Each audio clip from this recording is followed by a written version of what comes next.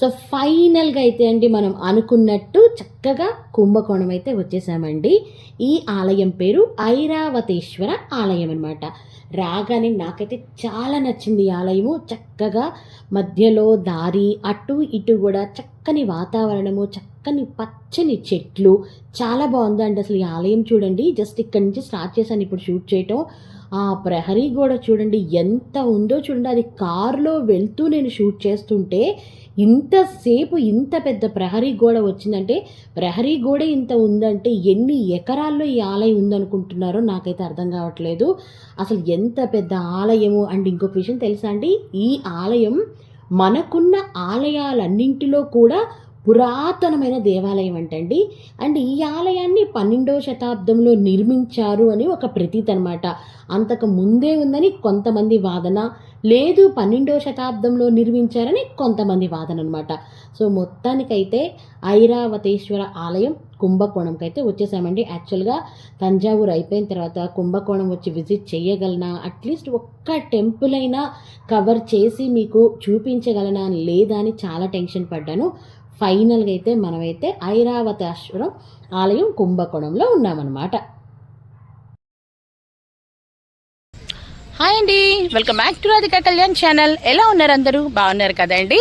So ఫైనల్గా మనమైతే గనక తంజావూరు ఫినిష్ చేసేసుకొని ఇప్పుడు కుంభకోణం అయితే వచ్చున్నామండి.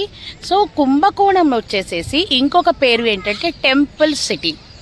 ఈ కుంభకోణం మొత్తం కూడా ఆలయాలేనండి. వన్స్ మీరు సిటీలోకి ఎంటర్ అయితే సందుకు 4 ఆలయాలు ఉన్నాయి. సందుకు 4 ఆలయాలు, దాదాపు నాకు తెలిసి ఒక 45 నుంచి 50 ఆలయాలు ఒక్క కుంభకోణంలో మాత్రమే ఉన్నాయి. మనం ఒకవేళ ప్రతి ఆలయం కవర్ చేయాలి అంటే కనుక మినిమం 3 నుంచి 4 రోజులు పడుతుంది అనమాట.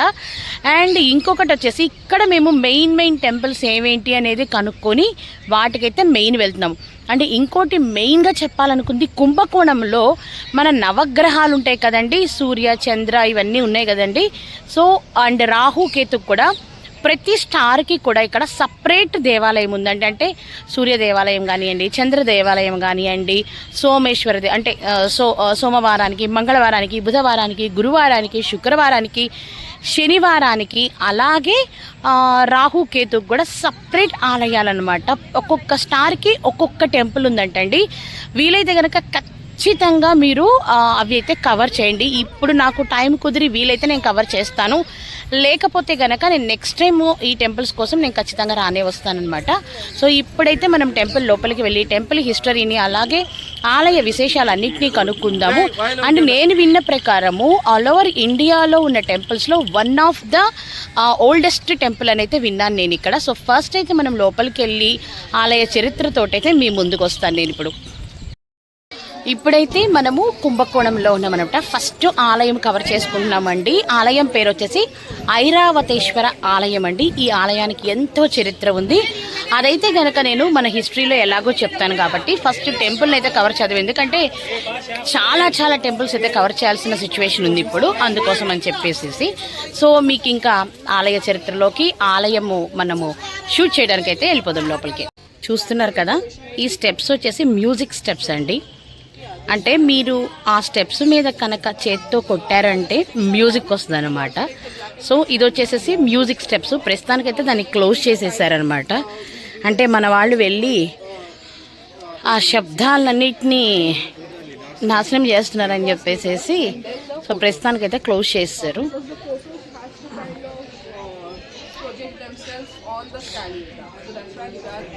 అండ్ ఇక్కడ వచ్చేసేసి నందీశ్వరుడు, మీకు తెలిసిన విషయమే, శివయ్య ఎక్కడుంటే అక్కడ నందీశ్వరుడు పక్కా ఉంటాడు. సో ఇదంతా ఆలయం అండి. ఇప్పుడైతే మనం లోపలికి వెళ్దాం ఫస్ట్.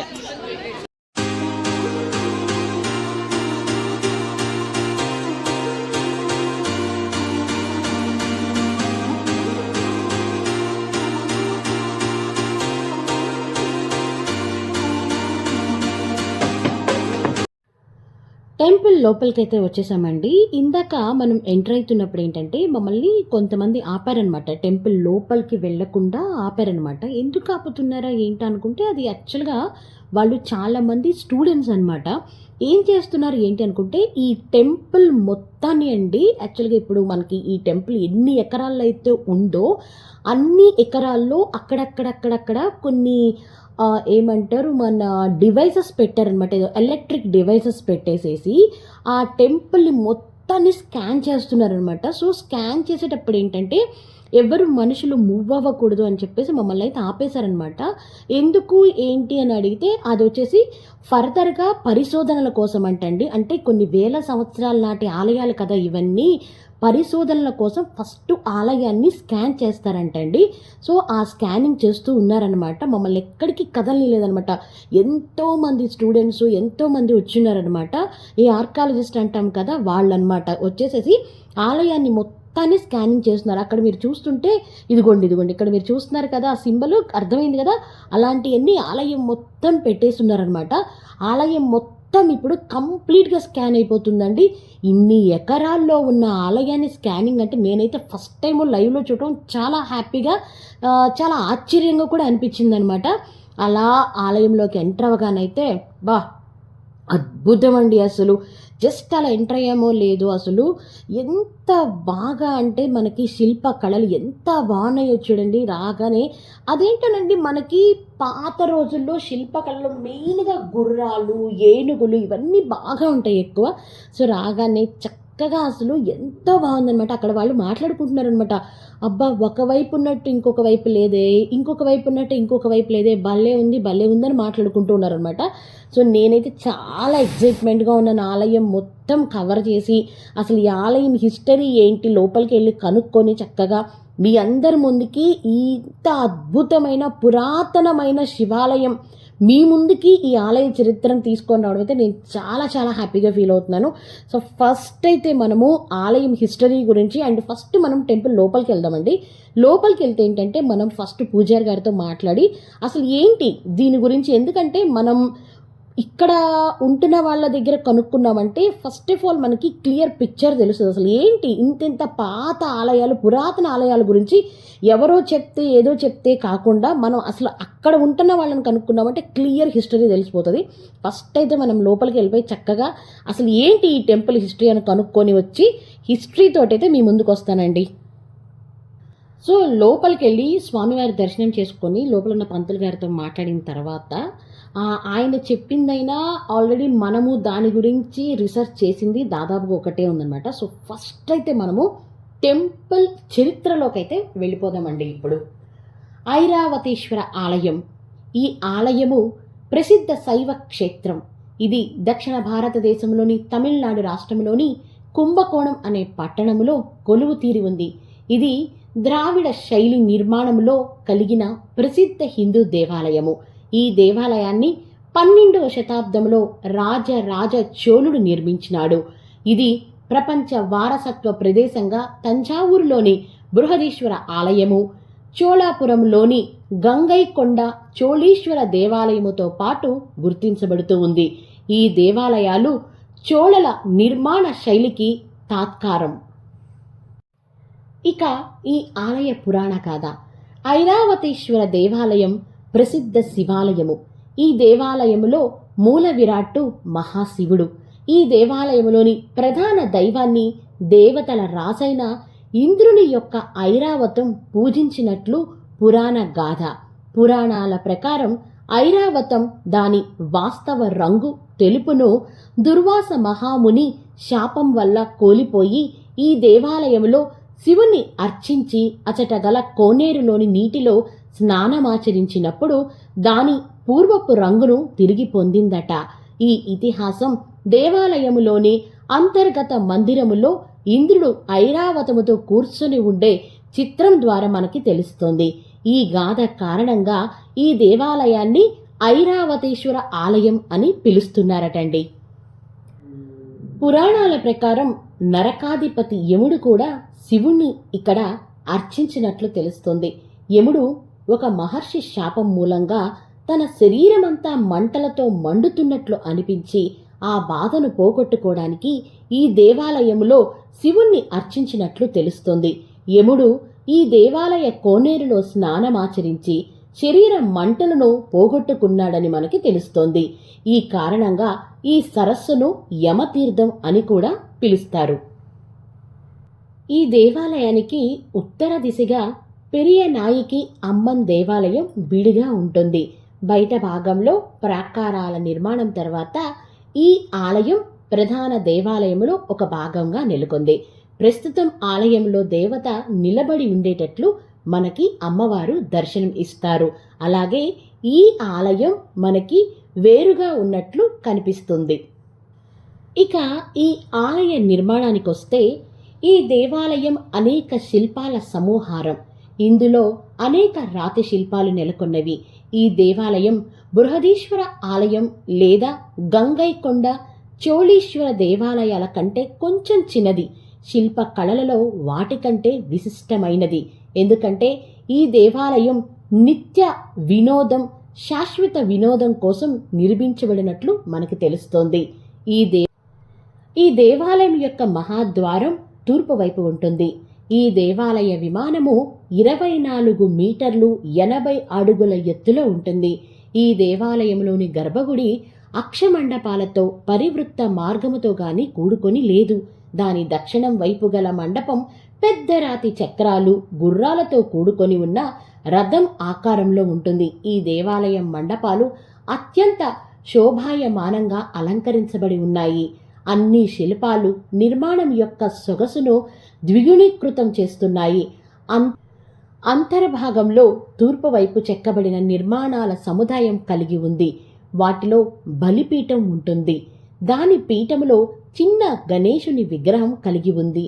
ఈ బలిపీఠం యొక్క పీఠములో దక్షిణ భాగంలో 3 అందముగా చెక్కబడిన మెట్లు ఉన్నాయి. ఈ మెట్లను మనం తాకినప్పుడు సంగీతంలోని సప్త స్వరాల శబ్దం మనకి ఇక్కడ వినిపిస్తుంది. ఇక నైరుతి మూలలో గల మండపంలో 4 విగ్రహాలు ఉన్నాయి. ఇందులో ఒకటి యముడి విగ్రహం. ఈ విగ్రహముతో పాటు అతి పెద్ద రాళ్లపైన సప్త మాతల యొక్క శిల్పాలు చెక్కబడినవి. విడిగా నిర్మించబడిన దేవి యొక్క దేవాలయం ప్రధాన దేవాలయం కంటే తరువాత నిర్మించబడినట్లు మనకు తెలుస్తోంది. హిందూ దేవాలయాల సంస్కృతిలో అమ్మవారి విగ్రహం ఉండటం అత్యవసరమైనందున దీనిని ఇక్కడ నిర్మించినట్లు మనకి తెలుస్తుంది. ఇక ఈ దేవాలయాల శాసనాల గురించి మాట్లాడుకుంటే ఈ దేవాలయంలో వివిధ శాసనాలు ఉన్నాయి. ఇందులో కులోత్తంగ చోళుడు 2వ దేవాలయాన్ని పునరుద్ధరించినట్లు మనకి ఇక్కడ తెలుస్తోంది. వరండా యొక్క ఉత్తర గోడకు 108 విభాగాల శాసనాలున్నాయట. ఇందులో 63 శైవాచార్యుల యొక్క చిత్రం, వివరాలు ఇక్కడ మనకి కనిపిస్తాయి. వారి జీవితంలో ప్రధాన ఘట్టాలు అందులో ఉన్నాయి. హిందూ మతంలో శైవం యొక్క మూలాలను ఇవి ప్రతిబింబిస్తూ ఉన్నాయి. ఈ దేవాలయంలో రాజరాజ కాలంలో దేవాలయంలో గానము చేసిన 108 మంది దేవర ఓతువర్ యొక్క ముఖ్యమైన శాసనాలు ఇక్కడున్నాయి.